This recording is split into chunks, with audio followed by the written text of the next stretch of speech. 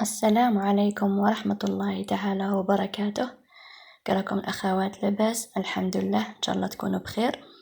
نكمل معكم سلسلة الصاك تاع الحمام. اليوم نخدمو لابوشات اللي تجي معاه. ناخد هنا قطعة وقطعة من الجلد الشفاف. المقياس تاعها 54 على 33 كما راني كاتبت لكم. اليوم ما نديرش الجلد من الداخل، اليوم غادي ندير الجلد من فوق على وجه القماش هكذا ونروح نحكمه بليسي بانجل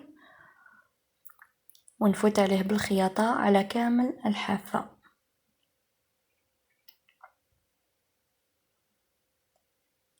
الصاك درت له الجلد من الداخل، ولا بوشات حبيت نديرها الجلد من الفوق من برا. سهلة هاد لابوشات، ما تديلكش كامل الوقت، واي وحده مبتدئه تقدر تخدمها هكذا. نروح ندير لها خياطه كما قلت لكم على الحافه، ونحي هذوك لي شيت.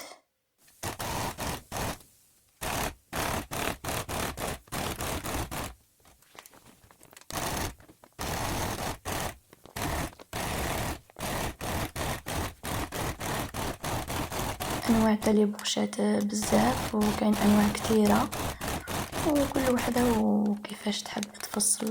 كاين بزاف لي باترون تاع لي بوشات.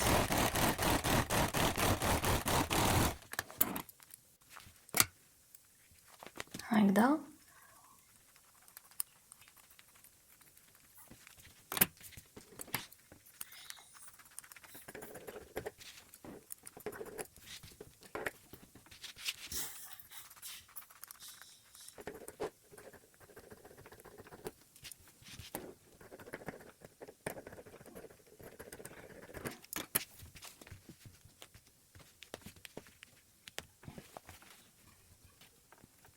الآن نطوي هنايا 2 سنتيمتر من الجهتين ونخيط.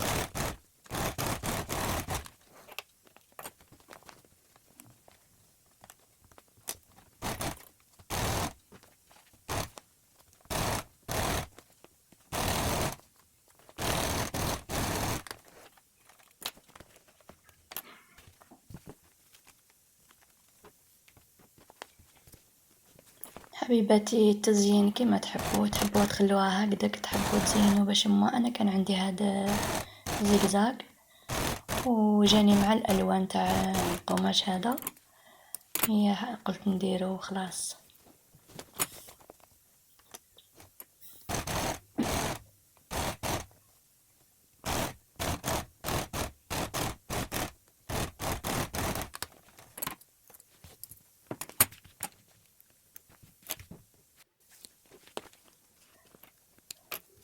ثم نجيب السحاب ونحطه هكذا، راه كل شيء واضح في الصورة.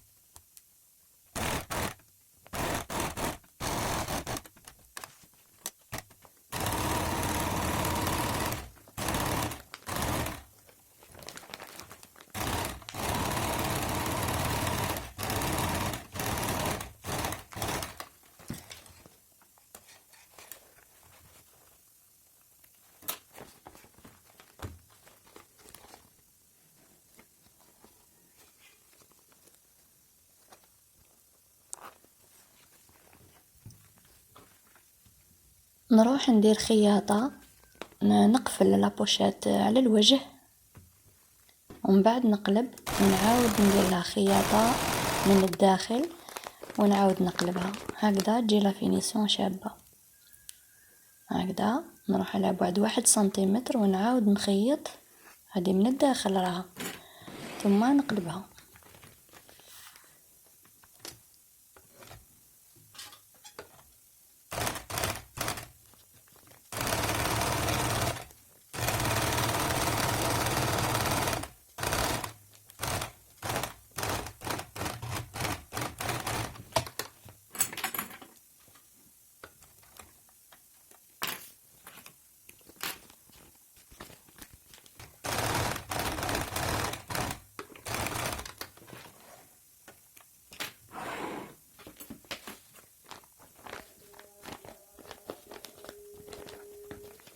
هنا كما راكم تشوفون نحدد الزوايا وندير 5 سنتيمتر في كل زاوية ونخيط 5 سنتيمتر ونخيط. وهنا نكونوا كملنا لابوشات نتاعنا. هذه اسهل بوشات تقدروا تخدموها، ها هي كامله شابه، ديري فيها شامبوان، ديري ادوات استحمام كما راكم تشوفوا ترفد ما شاء الله. وهذه هي القاعده نتاعها سهله. ودرت تاني هذه ما حددت لهاش الزوايا، خليتها كما راهي وزينتها بدوك الورود. خرجت تاني ما شاء الله هكذا.